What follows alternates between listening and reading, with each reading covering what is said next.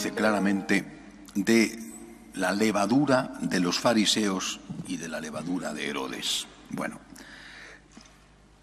los fariseos tienen muy mala prensa, eran los enemigos declarados de Jesús. Pero ¿por qué? ¿Por qué? Es muy importante saberlo, porque si no las consecuencias pueden ser terribles para nosotros. Los fariseos eran gente muy religiosa. Y algunos incluso dentro de la Iglesia digamos, con importancia, consideran que los católicos que van a misa con frecuencia son fariseos. Bueno, puede ser, no digo que no. No digo que no haya católicos de misa diaria o sacerdotes que sean fariseos, bueno, pero no me parece que sea justo decir todos los católicos que venís a misa cada día sois unos fariseos, unos hipócritas y lo mejor que podíais hacer es marcharos. No me parece justo. ¿Cuál era la levadura del fariseo? ¿Dónde estaba el problema? El fariseo, repito, era un hombre muy religioso. Oye, de su religión, no va a ser religioso de otra religión. Su religión, el judaísmo, era una religión muy ritualista, donde tenían que cumplir una enorme cantidad de preceptos y esta gente los cumplía, o por lo menos intentaba cumplirlo. No me parece a mí que no matar, no robar, no mentir sea una cosa mala, ¿no? A ver si vamos a tener que elogiar ahora al asesino. Oye, cuanto más engañes a tu mujer, más bueno eres y más contento está Dios. Cuanto más crímenes cometas, cuanto más robes, uy, el Señor está contentísimo contigo. Me parece que esto es una barbaridad. El problema del fariseo es que haciendo el bien, cumpliendo los mandamientos y cumpliendo las numerosísimas leyes rituales judías, con eso se sentía ya justificado. Yo creo que ese es el problema de fondo. Es decir, el problema de fondo es que el fariseo tenía la impresión de que no le debía nada a Dios, de que la salvación, entre comillas, porque el fariseo sí que creía en la vida eterna, la salvación se la ganaba él.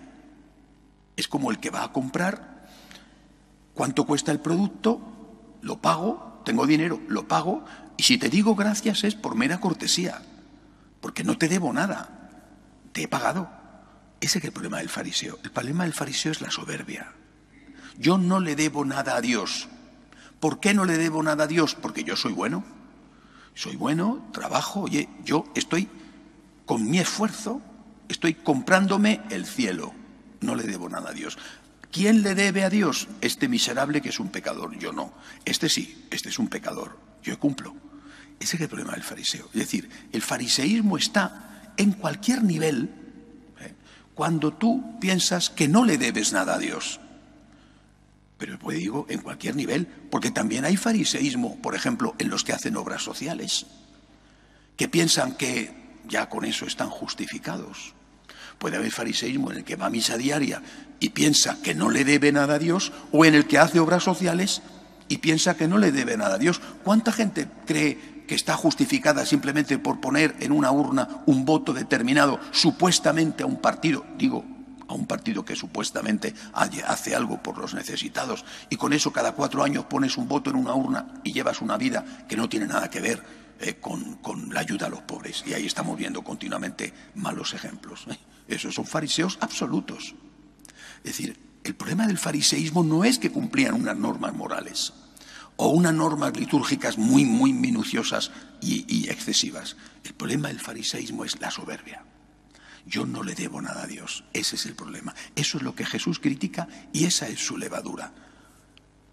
Cuando uno mira la vida de los santos, todos sin excepción, Santa Teresita de Lisieux, ella dice que nunca cometió un pecado mortal, tenía veniales pero mortales no, o los grandes santos procedentes de la conversión, que han llevado una vida mala y después se han encontrado con Cristo y se han convertido, todos ellos siempre dicen gracias, Señor, siempre dicen perdóname, Señor, siempre dicen ayúdame, Señor, a no ofenderte, porque sin ti no puedo nada. El santo no es un fariseo, pero no porque haga esto o aquello, lucha y se esfuerza por hacer el bien. No es un fariseo porque es consciente de que le debe todo a Dios.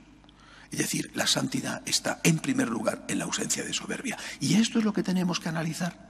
Yo me siento como alguien que no tiene deudas con Cristo? ¿Yo me siento delante de Dios como alguien que le puede mirar a la cara? ¿O yo me siento como alguien que delante de Dios se pone de rodillas y dice, perdóname, Señor, gracias, Señor, ayúdame, Señor? Cuando esto lo haces, estás en el verdadero camino de la santidad. Por eso la santidad es la de la Virgen, la de la humildad. Porque ella, la Inmaculada, dice de sí misma que el Señor hace obras grandes, pero el Señor las hace, no es ella la que las hace. El Señor ha hecho obras grandes por mí, pero es el Señor el que las ha hecho, no yo. Dice Jesús también que hay que librarse y cuidarse de la levadura de Herodes. ¿Cuál es la levadura de Herodes? Herodes, a veces uno no sabe que es un nombre que se repite, ¿no? Como los reyes pues ponen a sus hijos a veces un mismo nombre, ¿no? Felipe I, Felipe II, ahora tenemos Felipe VI. Bueno, el Herodes del que habla Jesús no era el Herodes de cuando él era niño, el de la matanza de los inocentes, sino el Herodes que había en ese momento al cual él tuvo que estar con él, ¿no? Cuando, por ejemplo, manda matar a San Juan Bautista, o después, cuando le meten preso, le van a llevar a Herodes, a ese mismo Herodes, a que haga una entrevista con él. Bien, ¿cuál es el problema de Herodes? Si tuviéramos que traducirlo a un lenguaje que hoy entendiéramos, diríamos que es lo políticamente correcto. Herodes era súper políticamente correcto, es decir, quien mandaba eran los romanos. Israel era una provincia del imperio, mandaban los romanos. Y Herodes era un títere que tenía un gobierno autónomo en el norte de Israel, lo que hoy es la Galilea, y que tenía que estar a las órdenes del que mandaba. No era más que una ficción de poder, lo políticamente correcto. Y esto es un peligro. Un peligro, por supuesto, para los laicos. Un peligro porque muchas veces tienes que hacer cosas que no están en tu conciencia, pero que si no cedes puedes perder tu trabajo, por ejemplo. O puedes recibir críticas, o puedes ser mal visto. Ese es el peligro. Y es un peligro también para los sacerdotes, para los jerarcas de la Iglesia, que tienen que tener cuidado porque si no, pues te pueden quitar las subvenciones. O pueden incluso ponerte unos impuestos extras, ¿no? Y el Señor nos dice, es a Dios al que hay que adorar. No significa que tenemos que ser buscapleitos profesionales.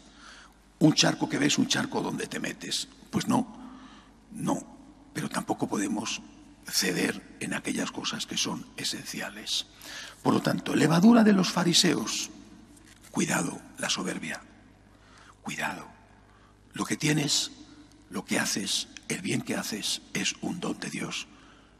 Pidámosle a Dios todos los días perdón y ayuda, perdón por los pecados y ayuda para no pecar, sabiendo que solo Dios es Dios y nosotros todos lo recibimos de su mano.